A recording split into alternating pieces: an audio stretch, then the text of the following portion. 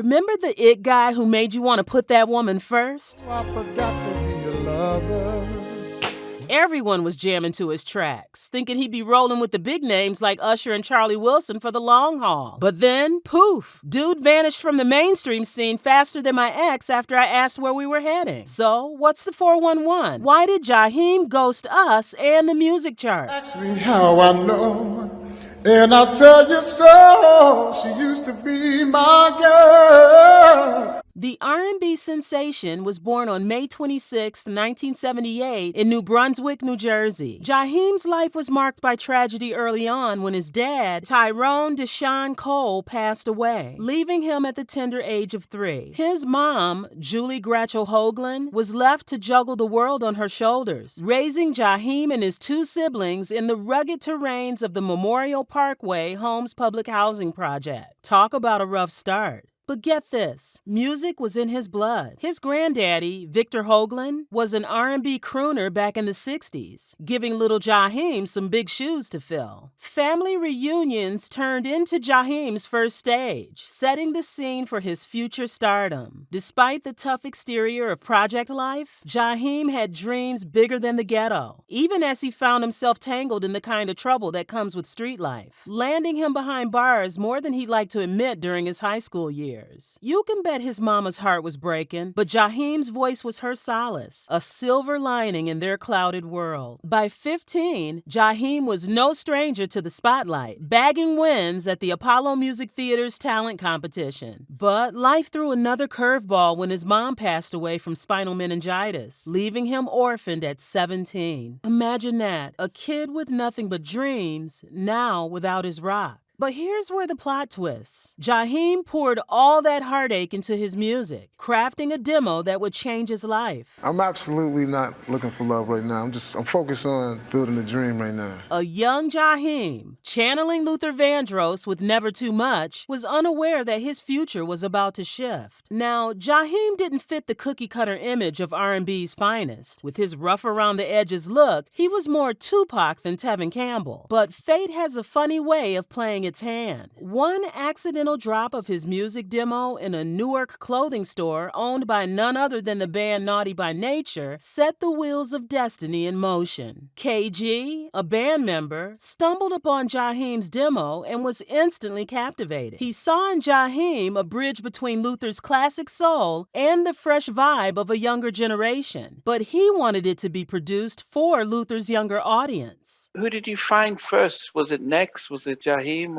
I actually had Jaheim first, and he came out last, yes. And to this day, he'll tell you he's pissed off about that. KG saw the talent in Jaheim and placed a call to him on April 1st, 2000, to discuss signing him to Divine Mill Records, a subsidiary of Warner Brothers. Jaheim had hung up the call thinking it was an April Fool's trick by his friends, but later picked up the call. A year later, he released his debut album, Ghetto Love, selling over 80,000 copies during the first week of release. All I really want is your ghetto love. What a way to launch a career. That was the beginning of his fame in America because the album rose to number 2 on the Billboard chart. The early 2000s were some of his best moments. In 2002, Jaheim headlined a tour and sang with a live band for the first time at the Seagram's Gin Live Concert Tour. Fueled by this success, he went on to release his second album, Still Ghetto, which featured hit singles, including Put That Woman First. If they gleam in the sun while they spinning, they fit on my truck.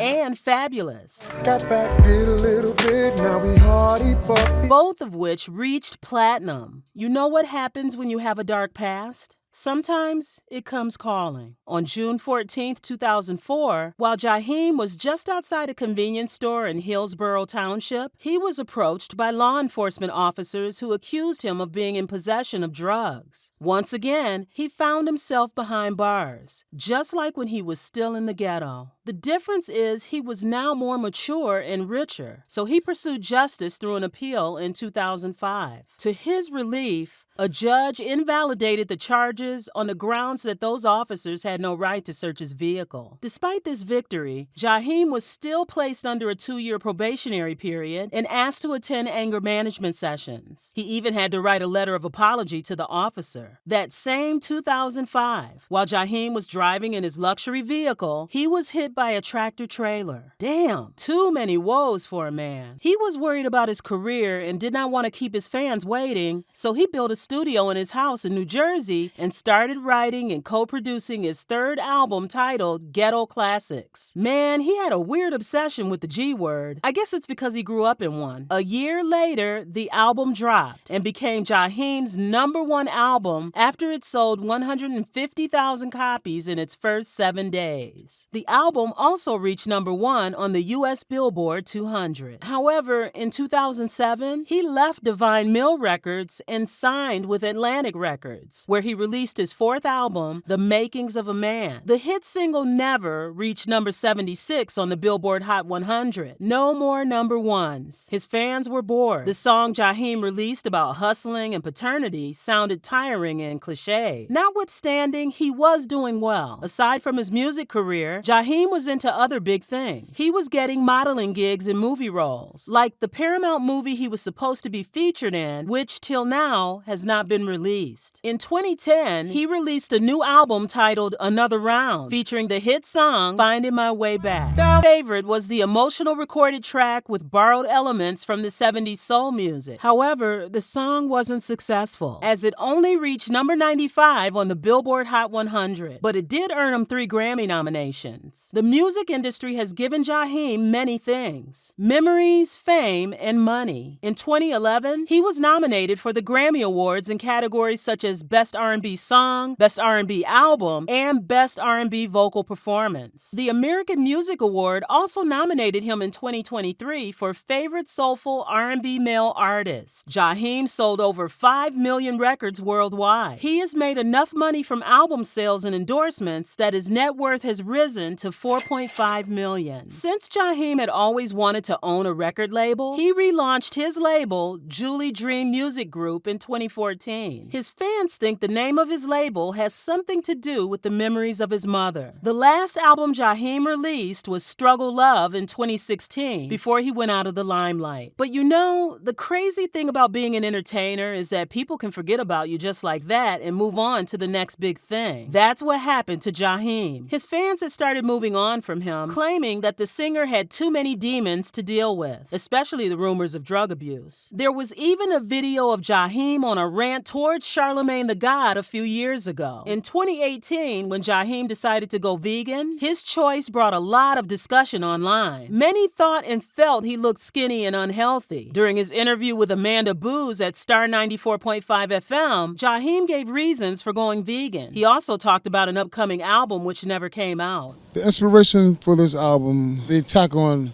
everything that's happening. Back in September 2021, Jaheim found himself in some hot water getting slapped with animal cruelty charges. Yes, you heard right. The cops got a call, busted into his New Jersey pad, and what did they find? 15 dogs were living in squalor. Seriously, Jaheim, what happened? But honey, remember the tunes and soul this man brought to the R&B game? Despite the mess in the headlines, Jaheim's music was a vibe, touching hearts and moving souls back in the day. And believe it or not, his fans are still out there, showing him love on the gram, dropping comments about how they're missing his voice and those beats. Now, the million-dollar question: will Jaheim ever make a grand return to the music scene? With all the drama, it's hard to say. We all know how crucial staying in the spotlight is for an entertainer's relevancy, and Jaheim has been off the radar for a hot minute. Rumors are swirling about a battle with drug abuse, but it's all whispers and shadows since the man himself hasn't said a word. At 45, we're all left wondering what's going on with him. So here's hoping Jaheim finds his way back, not just to the stage, but to himself. We're rooting for a comeback, ready for that voice to bless our ears once again. What's your favorite songs from Jaheim? Comment down below.